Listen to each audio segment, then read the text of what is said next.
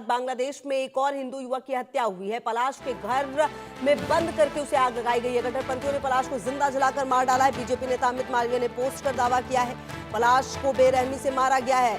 अमित मालवीय कह रहे घटना का वीडियो रोंगटे खड़ा कर देने वाला है। बाहर खड़े लोग रोते बिलखते नजर आ रहे हैं। तो बड़ा दावा किया जा रहा है और अगर ऐसा है तो निश्चित तौर पर ये आप समझिए कि बांग्लादेश में जो कुछ भी हो रहा है उसके बाद ये स्थितियां कहीं ना कहीं बता रही है कि बांग्लादेश में हालात हद से ज्यादा खराब हैं।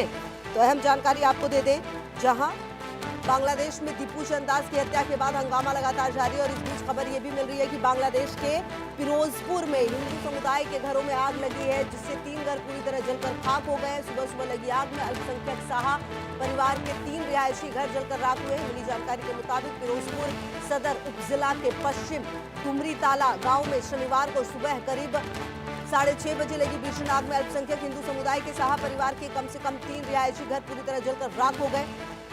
प्रभावित परिवारों के सदस्यों में पलाश कांति साहा, शिव साहा, दीपक साहा, श्याम लेंदु साहा और अशोक साहा शामिल हैं। पीड़ितों का कहना है घरों के अंदर रखा सामान पूरी तरह आग में नष्ट हो गया। बांग्लादेश में 2 हिंदुओं की हत्या का विरोध लगातार जारी और इस बीच पश्चिम बंगाल के नेता प्रतिपक्ष और भाजपा नेता शुवेंदु अधिकारी ने एक वीडियो सामने रखा है। इसमें उन्होंने 100 करोड़ हिंदुओं का हवाला देते हुए बांग्लादेश को गाजा जैसा सबक सिखाया जाना चाहिए ये कहा। उन्होंने कहा कि भारत ने जैसे ऑपरेशन सिंदूर कर पाकिस्तान को सबक सिखाया था वैसे सबक सिखाना चाहिए। तो कट्टरपंथियों ने पलाश को जिंदा जलाकर मार डाला है। और रैनिक दत्ता हमारे संवाददाता ज्यादा जानकारी के लिए इसी खबर पर हमारे साथ। रैनिक, देखिए अभी तो दीपू चंद दास की हत्या का जो मामला है वो नहीं सुलझा है, उसका विरोध लगातार दुनिया के अलग अलग हिस्सों में, भारत में भी हो रहा है और एक और हिंदू युवक को जलाकर मार दिया गया है ऐसा दावा किया जा रहा है। क्या कुछ जानकारी मिल पा रही है, किस तरह के हालात बांग्लादेश में? रैनिक, देखिए ये घटना दुधुलिया जगह का है, बांग्लादेश का दुधुलिया जिला, इस जगह पर ही ये घटना घटा है। जैसा कि सोशल मीडिया में जो तस्वीर सामने आया है उसमें साफ दिखाई दे रहा है कि एक घर में आग लगा है। मगर आरोप है कि उस घर में जो रहता था, एक हिंदू युवक रहता था, उनको पहले पीटा गया था। मॉब की तरफ से उनको घर से बाहर लेके आकर पीटा गया था। उसके बाद वो जब बुरी तरीके से घायल हुए घर में भाग गए थे, उसी टाइम पे घर के बाहर से उनको लॉक कर दिया गया था। उसके बाद ही घर में आग लगाया गया। और ये घटना से पहला नहीं है, इसके पहले भी जैसे आप जिक्र कर रहे थे दीपू चंद्र दास का हत्या हुआ था। दीपू चंद्र दास को एकदम जिंदा जला दिया गया था। इसके अलावा अमृत मंडल, उनके ऊपर भी हमला किया गया था, उनको भी पीट कर हत्या किया गया था। और उसके बाद से बांग्लादेश का ये माइनॉरिटीज के ऊपर जो लगातार हमले का घटना घट रहा है, इसको लेकर जिस तरीके से प्रतिवाद चल रहा था पूरा भारत में भी इसका जो असर वो देखने को मिला था। पूरा भारत में भारत का हर एक हिस्सा पर इसका विरोध किया गया था। मगर अभी भी बांग्लादेश का जो परिस्थिति वो नजर नहीं आ रहा है। बांग्लादेश का अगर परिस्थिति देखा जाए तो बांग्लादेश में जब से इंटरिम गवर्नमेंट फॉर्म हुआ है तब से कट्टरपंथियों का राज जो है वो देखने को मिल रहा है। और कट्टरपंथियों का राज इस तरीके से बढ़ चुका है कि जो माइनॉरिटीज है वो अभी असुरक्षित महसूस कर रहे हैं। वो लोग डरे हुए हैं। लगातार डर का माहौल जो है वो एक से बढ़कर एक जो माइनॉरिटी इलाका है उस जगह पर बढ़ता हुआ नजर आ रहा है। जैसे कि इस तस्वीर में जो सोशल मीडिया में अमित मालवीय की तरफ से ट्वीट किया गया है, उनकी तरफ से ये जो ट्वीट है, इस वीडियो में आपको साफ नजर आएगा कि घर में भीषण आग लगा है। मगर घर के बाहर अभी भी बहुत सारे लोग मौजूद हैं। घर के बाहर से लोग देख रहे हैं, मगर किसी भी हालत पर ये आग को कंट्रोल करने का आग को बुझाने का कोई कोशिश भी नहीं किया जा रहा है। अगर देखा जाए तो बांग्लादेश में इस तरीके की घटना इसके पहले भी 2024 साल में देखने को मिला था। 2024 साल में जब बांग्लादेश का अनरेस्ट सिचुएशन चल रहा था, ठीक उसी दौरान बहुत सारे हिंदुओं के घर को तोड़ा गया था, घर में आग लगाया गया था। लगातार इस तरीके का घटना देखने को मिला था। मगर 2025 साल में शुरुआत में इंटरिम गवर्नमेंट की तरफ से जैसे कहा गया था कि माइनॉरिटीज को सुरक्षा दिया जाएगा और इसी को देखते हुए सबका उम्मीद था कि माइनॉरिटीज को सुरक्षा के लिए मोहम्मद यूनुस की तरफ से कोई स्टेप लिया जाएगा। मगर अभी जो तस्वीर सामने आ रहा है उस तस्वीर में साफ है कि ठीक है रनिक, मैं आपके पास आती हूँ, आगे भी इस पूरे मामले पर आपसे अपडेट लेंगे। संजय शर्मा हमारे सीनियर एडिटर भी मेरे साथ जुड़ गए हैं। संजय जी, देखिए लगातार बांग्लादेश में हालात हद से ज्यादा बुरे हो रहे हैं। चुनाव होना जरूर फरवरी में, लेकिन उससे पहले जो स्थिति बांग्लादेश में नजर आ रही है वो काफी डराने वाली है। क्या माना जाए कि जब तक अब चुनाव होंगे नहीं, कुल मिलाकर ऐसी स्थिति लगातार यहाँ पर बनी रहेगी?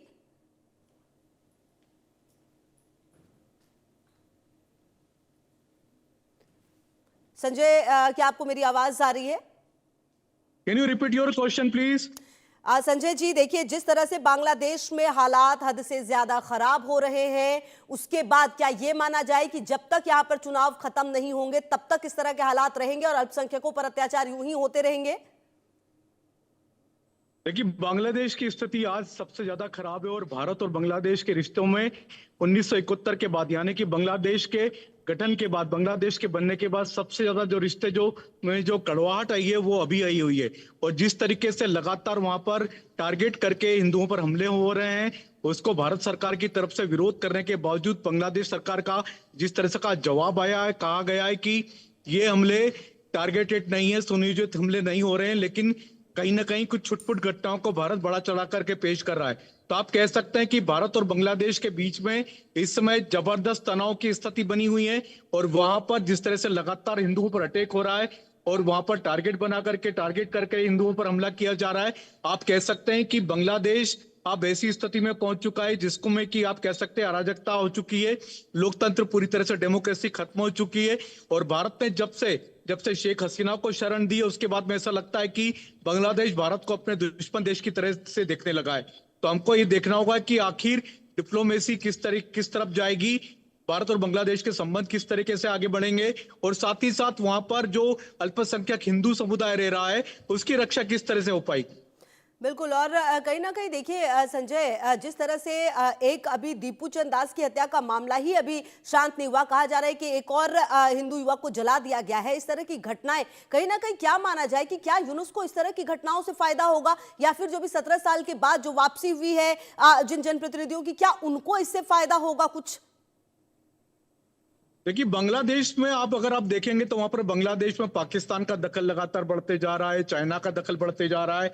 साथ ही साथ ये भी माना जा रहा है कि पाकिस्तान बांग्लादेश में अपना खेल खेलने में लगा हुआ है।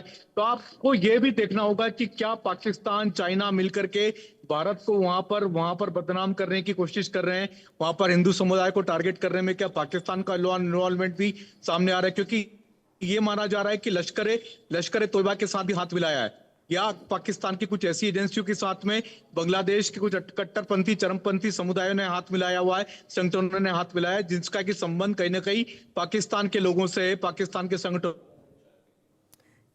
से और पाकिस्तान के आतंकवादी संगठनों से। तो हमको ये देखना होगा कि क्या इसमें पाकिस्तान, चाइना भी इसमें शामिल है। हमने देखा था पिछले 2 दिन दिल्ली में यहाँ पर आतंकवाद पर एक बड़ी कॉन्फ्रेंस हुई थी, केंद्रीय गृह मंत्री अमित शाह ने इसको संबोधित किया था। तो ये जो एंटी टेरर कॉन्फ्रेंस थी उसमें भी बांग्लादेश का मुद्दा उठा था और ये इस बात के पर सवाल खड़े हुए थे कि बांग्लादेश की थ्रू अब पाकिस्तान और चाइना ऑपरेट कर रहे हैं। तो हमको ये देखना होगा कि इसमें इंटरनेशनल ताकतें भी क्या शामिल हैं और क्या भारत के खिलाफ किसी बड़ी साजिश का हिस्सा बनता जा रहा है बांग्लादेश। ठीक है, आप रहिए हमारे साथ। और रैनिक, देखिए, जो बात संजय जी कह रहे हैं वो बेहद अहम है कि आखिरकार जो भारत है उसके साथ बांग्लादेश के संबंध 1971 के बाद देखिए बहुत बेहतर थे, लेकिन जिस तरह से हालात बदले हैं पिछले कुछ समय में वो काफी ज्यादा चिंताजनक है। और ऐसे में भारत इन तमाम परिस्थितियों पर नजर दे रहा है और कहीं ना कहीं बांग्लादेश को जो ये ताकत है वो शायद चीन और पाकिस्तान के बल पर मिल रहा है और शायद इसीलिए वहां पर इस तरह की घटनाएं इस तरीके से लगातार बढ़ रही हैं।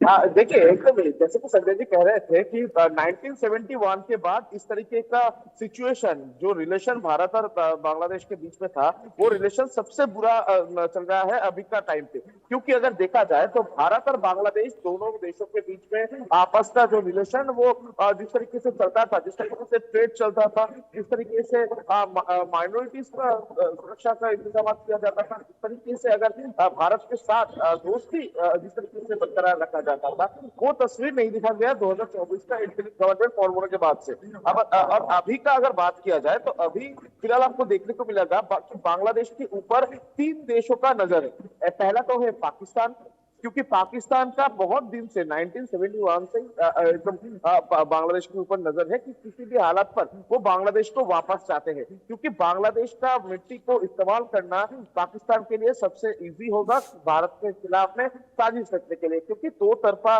दोनों साइड से वो लोग साजिश रच पाएंगे।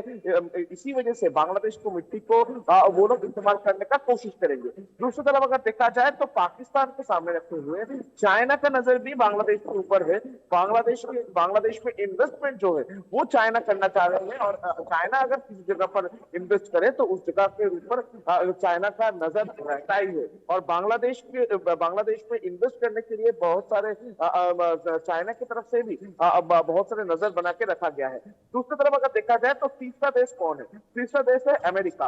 अमेरिका का नजर में भी अगर देखा जाए तो बांग्लादेश में है, क्योंकि बांग्लादेश का जो सेंट मार्टिन आइलैंड, उस सेंट मार्टिन आइलैंड के ऊपर बहुत दिन से अमेरिका का नजर है। अमेरिका की तरफ से सेंट मार्टिन आइलैंड पे घाटी तैयार करने का प्लानिंग किया गया था। दूसरी तरफ अगर देखा जाए तो 2024 साल का आखिर में एक तस्वीर सामने आया था जिसमें देखा गया था कि अमेरिकन फाइटर जेट, अमेरिकन जो फाइटर कार्गो प्लेन वो बांग्लादेश में उतरे थे। बांग्लादेश में आने के बाद बांग्लादेश में अमेरिकन आर्मी भी बांग्लादेश में आए थे। बांग्लादेश का मिट्टी में वो लोग आए थे। बांग्लादेश का एयरपोर्ट से उन लोगों का तस्वीर जो है वो सामने आया था। तो एक बात साफ है कि अमेरिका का नजर भी बांग्लादेश के ऊपर बने हुए हैं। मगर सवाल दूसरी जगह पर है। सवाल है बांग्लादेश का ये जो हालात अभी है, बांग्लादेश अभी 1971 के बाद भारत के साथ बिल्कुल जिस तरह के हालात